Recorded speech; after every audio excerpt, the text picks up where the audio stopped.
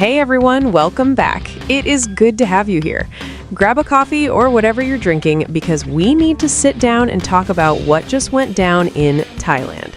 If you missed the race in Buriram, you missed something that honestly doesn't make a whole lot of sense on paper, but it happened right in front of our eyes. We are talking about Marco Bezzecchi, Aprilia, and a performance that has left even the big bosses in the garage scratching their heads. So, here's the deal. We just watched the Thai Grand Prix, and to put it simply, Aprilia didn't just win, they absolutely crushed the field. But the real story isn't just the trophy, it is what Massimo Rivola, the CEO of Aprilia Racing, had to say afterward. This guy is usually pretty calculated, right? He's not the type to get carried away, but he came out and admitted something pretty wild. He said that before the race, their computer simulations, the data that predicts how fast the bike should go, showed a massive jump in performance. And you know what he did? He didn't believe it. Rivola literally looked at the data predicting Bezzecchi's speed and said, "No way, that is too optimistic." He thought the computer was glitching or just feeding them a dream scenario. But then Sunday happened, and it turns out the simulation wasn't lying. If anything, it was spot on. Let's break down exactly what happened on the track, because the numbers here are actually kind of staggering. Marco Bezzecchi, riding that 2026 RSGP, crossed the finish line 5.5 seconds ahead of Pedro Acosta.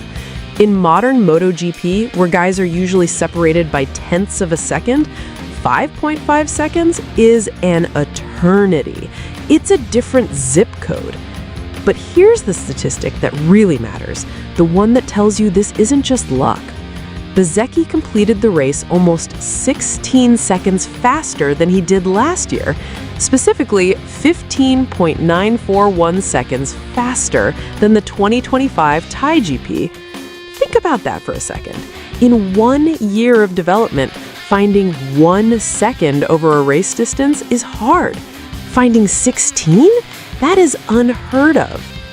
Now, I know what some of you are thinking. You might be saying, but hey, track conditions change. Maybe the tarmac was faster. Sure, that plays a part. But you have to look at the context. Bezzecchi didn't just cruise. He had a nightmare in the sprint race the day before, crashing out while leading. That messes with your head, man.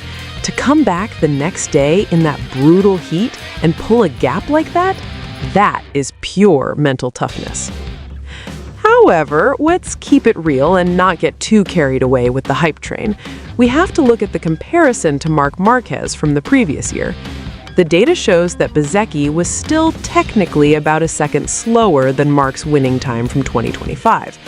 But, and this is a big but, race pace is dictated by the guys behind you. In 2025, Marquez was managing a gap to his brother, Alex. This year, Bezzecchi checked out early and then backed off significantly at the end because everyone, and I mean everyone, was struggling with tire life. So that raw time comparison is a little bit misleading. The dominance was real. So, why is the Aprilia suddenly a rocket ship? This is where the tech talk gets interesting, so bear with me. Rivola pointed straight to the aerodynamics. He mentioned that the correlation between their CFD, that's the virtual wind tunnel on the computer, and the real wind tunnel, and finally the track, is perfect right now. When the engineers back at the factory design a new wing or a fairing shape, it's doing exactly what they say it will do on the asphalt. Do you know how rare that is? Teams spend millions chasing that correlation. Honda and Yamaha have been fighting that ghost for years. Aprilia seems to have cracked the code for the 2026 bike. We saw this play out in the sector splits. This is the cool part. If you looked at the data, Marc Marquez on the Ducati was still the king of Sector 1 and Sector 2. Those are the parts of the Buriram circuit with the long straights and hard braking zones.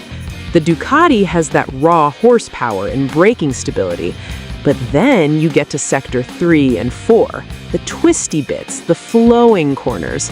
That's where Bezzecchi and the Aprilia just ate everyone alive. The corner speed they're carrying is ridiculous. It seems like the new Aero package gives them so much mid-corner grip that they can just roll through turns while the Ducatis are fighting for traction. It's a classic case of handling versus power, and on Sunday, handling won big time. It wasn't just Marco either. This is how you know the bike is good, not just the rider. We had 4 Aprilias in the top 5. That's a manufacturer lockout. You had Ao Gura, the rookie, putting in a shift. He finished 5th, fighting up from 11th on the grid.